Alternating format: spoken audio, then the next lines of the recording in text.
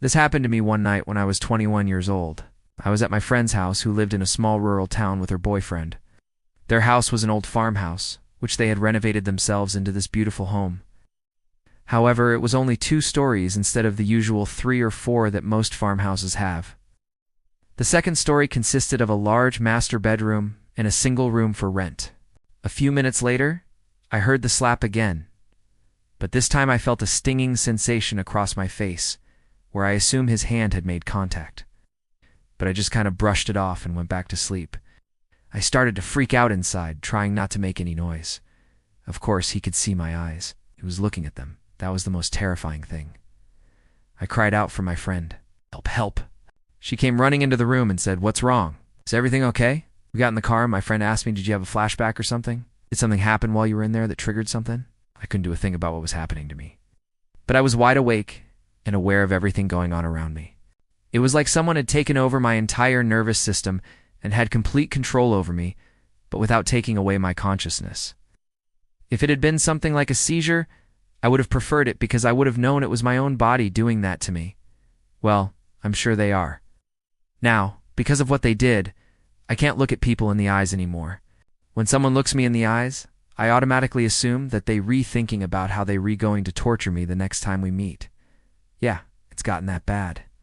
I just stayed home, hid in my room, drew the curtains and prayed that the next day would come quickly so I could talk to my parents about what had happened. I couldn't wait to get out of that house. It was the complete loss of control that terrified me. It means a lot to me to be able to finally share this with someone, even if you're just a stranger on the internet. I hope I'll hear from you soon with another horror story. Take care. I haven't seen her since. I don't even know if she believes me. I guess it would make sense if she didn't. It sounds absolutely insane. And I knew what she was referring to, but I told her no, I swear nothing happened. I don't understand. But I always have to wonder if the people who posted their stories ever read the comments and how they feel about them.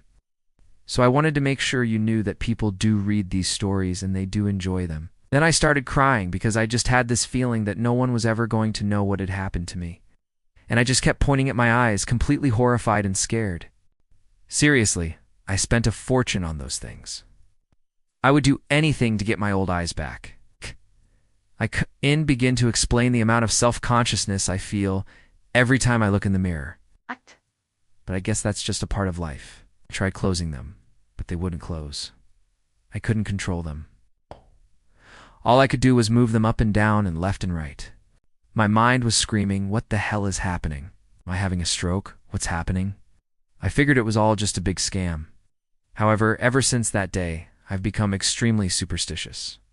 I also became very paranoid about staying at anyone's house alone, especially if it's a guy. It took me years to overcome the fear of staying alone in a house. Even to this day, I can't do it.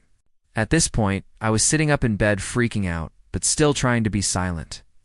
The rest of the house was just us girls hanging out, talking, having fun, eating junk food, etc.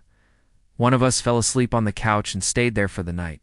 Another slept in the single bedroom on the second floor because she had brought her dog and couldn't have him in the bed with her. But I just assumed it was one of the girls coming back from the bathroom. So I continued sleeping until the morning when everyone else woke up. And I went to sleep in the master bedroom with my friend and her boyfriend. They had a queen-size bed, and I was put up on a double-size air mattress. I don't remember why, but I think it was because their dog would like to sneak in bed with them. And they did and want the dog to jump onto the air mattress and pop it. I vaguely recall waking up in the middle of the night to loud footsteps on the hardwood floor. It was around 9 a.m., and I was awoken by what I thought was my friend's boyfriend slapping her. Now I know that's horrible to wake up to, but I could hear everything clearly, and he wasn't saying anything mean or angry. He was saying things like, "Good morning, beautiful," and other sweet stuff. So I thought maybe they'd do this as part of their foreplay. It must be some sort of weird fetish of theirs. I kept laying there listening to them for a bit longer before I turned over and drifted off to sleep again. Then shortly after, I was awoken again by another slap. But now I was wide awake. Panic, I turned my head towards the other side of the bed, away from my friend and her boyfriend, so I wouldn't have to look at whatever monstrosity was going on between them. And then I remembered what I had woken up to earlier. It was then that I realized my eyes were open. And then my friend's boyfriend said in a very confused tone, "Are you okay? Why are your eyes moving?" Then I lost all hope and started crying. My friend immediately called an ambulance, and I was taken to the hospital where doctors did tests and told me that nothing was physically wrong with my eyes. But they couldn't explain why I couldn't control them. I'll never forget the drive back home that day. I had always been the type of person to never believe in horoscopes, tarot cards, psychics, none of that stuff. The scariest thing to me was the fact that I felt completely helpless. And another thing that really freaked me out was that normally when you lose control of something in your body, it's like if you have a seizure or an involuntary muscle spasm, you black out. That night, I didn't go to work. I didn't show up. I didn't tell anyone what had happened. To this day, I still haven't talked to my friend about what happened. However, I know exactly what happened to me, and I hope whoever it was that was messing with me that night is happy with themselves. I wanted to share this story because I read these kind of stories all the time and I never leave comments.